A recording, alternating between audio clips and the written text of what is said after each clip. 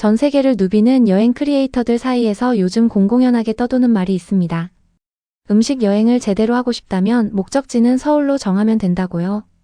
파리의 미슐랭 레스토랑도 도쿄의 오마카세도 아닙니다.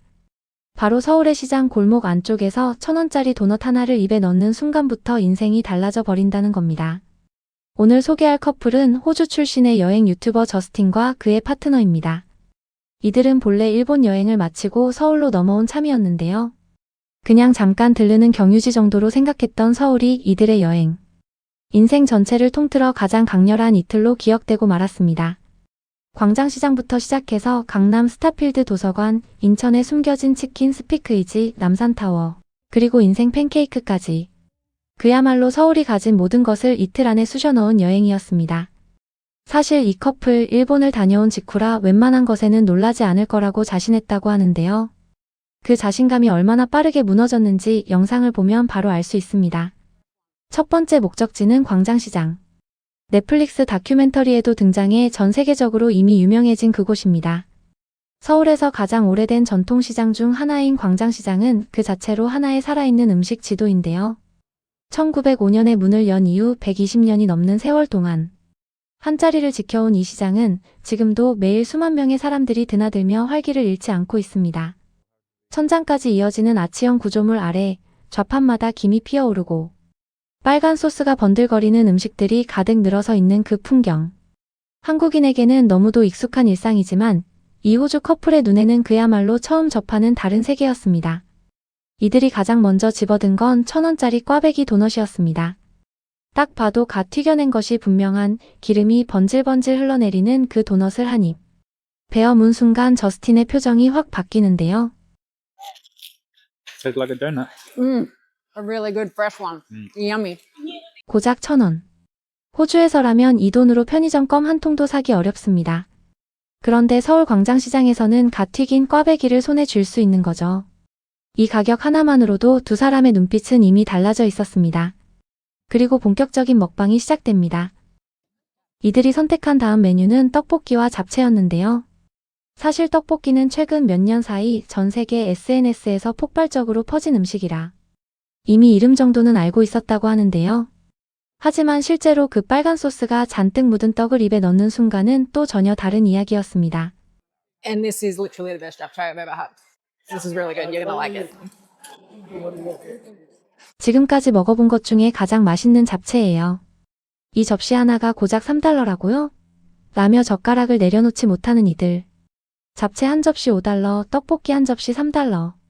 두 그릇을 시켜도 커피 한 잔 값도 안 되는 이 가격에 저스틴은 세계 어디서도 먹어본 적 없는 수준이라고 단언해버립니다. 유리처럼 투명한 당면이 들기름과 간장에 버무려져 반짝이는 잡채 접시를 앞에 두고 이들은 좀처럼 젓가락을 내려놓지 못했는데요. 실제로 잡채는 해외에서도 이미 인기 있는 한식 중 하나입니다. 당면, 시금치, 버섯, 소고기를 간장 양념에 볶아낸 이 요리는 만드는데 손이 많이 가지만 그 깊은 맛만큼은 한번 경험하면 잊기 어렵죠. 그 맛의 진짜 실력을 알아본 외국인들이 늘면서 해외 요리 유튜버들 사이에서도 잡채 레시피 영상이 수십만 조회수를 기록하고 있습니다. 그런데 이 커플 여기서 멈추지 않습니다. 시장 안쪽으로 더 깊이 들어간 두 사람은 이번에는 손으로 직접 뽑는 칼국수 가게 앞에 멈춰 서는데요. 주문을 하고 자리에 앉자마자 노련한 손길로 반죽을 밀어 국수를 뽑아내는 아주머니의 모습이 눈앞에 펼쳐집니다. Pretty cool watching her do it in front of you. 이렇게 눈앞에서 직접 만들어주는 음식은 처음이에요 라며 연신 카메라로 그 장면을 담는 두 사람. 칼국수 2그릇과 만두 한 접시 합산 금액 20달러. 저스틴은 이게 진짜냐며 금액을 다시 확인하고 파트너는 이미 국물을 한 숟가락 떠서 눈을 내리깔고 맙니다. 호주에서 이 정도 퀄리티에 직접 만든 파스타 한 그릇이면 30달러는 훌쩍 넘깁니다. 같은 돈으로 서울에서는 두 명이 칼국수와 만두까지 먹고도 거스름 돈이 남는 거죠. 광장시장 마지막 코스는 이른바 바이럴 마늘빵이었습니다. 인터넷에서 화제가 됐다는 마늘보이의 마늘빵을 발견한 저스틴이 한 입 베어 문 순간 이 사람이 얼마나 마늘을 좋아하는지 그대로 드러나고 마는데요. 빵 전체가 마늘 버터에 흠뻑 절어있는 그 맛에 저스틴은 카메라를 향해 그야말로 경건한 눈빛을 보냅니다. 두 사람 모두 배가 터질 것 같다면서도 자꾸만 손이 간다고 하는데 그 마음 한국인이라면 누구나 충분히 이해할 수 있을 것 같습니다. 광장시장에서만 꽈배기, 떡볶이, 잡채, 칼국수, 만두, 마늘빵까지 먹어치운 이 커플. 두 사람의 위장이 한국 음식 앞에서 완전히 항복을 선언한 하루였습니다. 배가 터질 것 같은 상태로 광장시장을 빠져나온 두 사람이 다음으로 향한 곳은 강남 스타필드 코엑스몰 안에 있는 별마당 도서관이었습니다. 그런데 문을 열고 안으로 들어서는 순간 두 사람은 입을 다물고 맙니다. 천장까지 닿을 듯한 높이의 원형 서가, 수만 권의 책이 빽빽하게 꽂혀있는 황금빛 서가, 유리 천장으로 쏟아지는 자연광. 이곳은 전 세계에서 인스타그램에 가장 많이 올라오는 도서관으로 꼽히는 별마당 도서관입니다. 책을 읽으러 온 사람, 사진을 찍으러 온 사람, 커피 한 잔 들고 구경하러 온 사람들이 한데 섞여 있는 이 공간이 우리에게는 그냥 일상적인 쇼핑몰 풍경입니다. 하지만 호주에는 이런 공간이 단 하나도 없다며 저스틴 커플은 한참 동안 이 자리를 떠나지 못했습니다.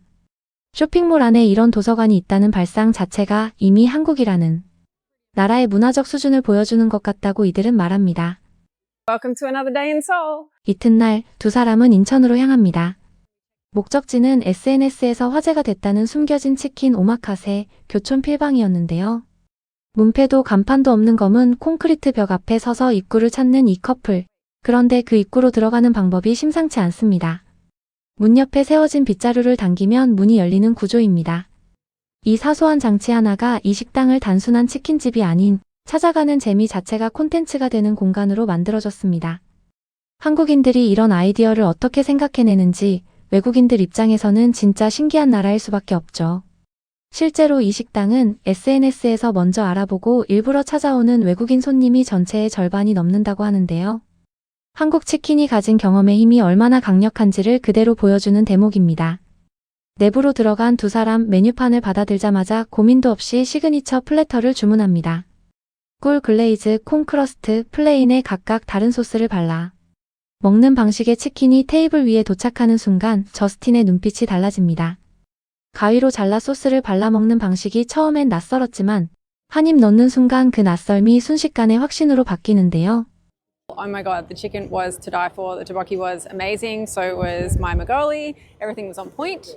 If you're here, visit. 이건 죽여주는 맛이에요 라는 한마디로 모든 것을 요약해버립니다. 육즙이 터지는 바삭한 튀김 옷, 직접 골라 바르는 세 가지 소스.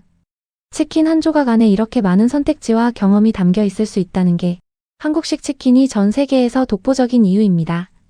특히 이날 함께 시킨 떡볶이와 막걸리까지 더해지자 두 사람은 이건 그냥 식사가 아니라 하나의 축제라고 표현하기까지 했는데요.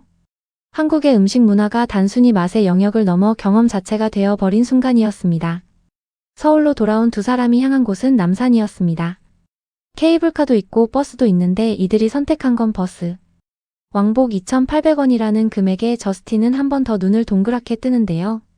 그렇게 버스를 타고 오른 남산 정상에서 내려다본 서울의 전경은 말 그대로 장관이었습니다.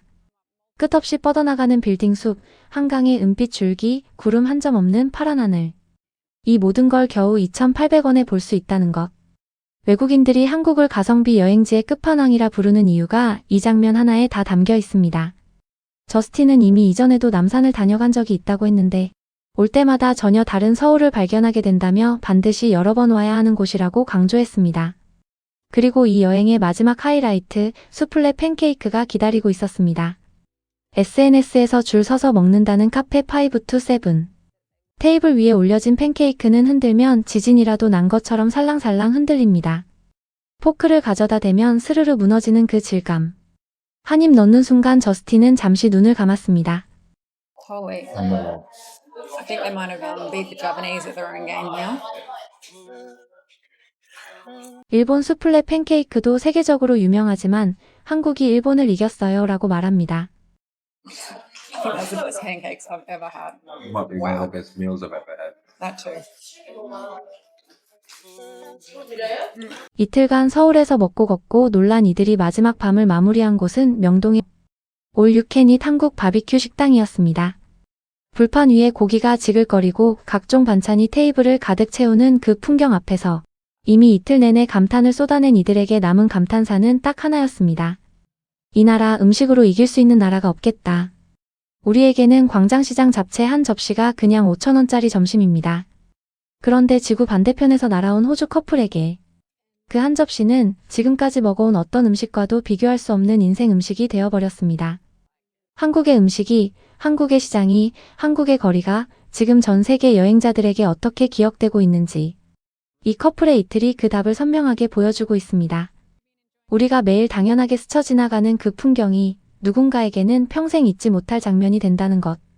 그걸 다시 한번 떠올리게 해주는 영상이었습니다. 한국인으로 태어나 이 나라에서 살아간다는 것이 생각보다 훨씬 특별한 일이라는 걸 이 두 사람이 조용히 증명해줬습니다. 오늘도 영상 봐주셔서 감사합니다. 구독과 좋아요는 이런 콘텐츠를 계속 만들 수 있는 가장 큰 힘이 됩니다.